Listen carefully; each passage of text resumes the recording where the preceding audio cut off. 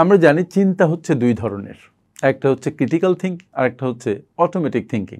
কোনো কিছুকে দেখে আমরা হঠাৎ করে যে ডিসিশন নেই, সেই ডিসিশনটা মূলত অটোমেটিক থিঙ্কিংয়ের ফল। যেমন ধরুন, সাদা কোনো কিছু গুঁড়া করা, এটা দেখলেই আমাদের লবণের কথা মনে হয়।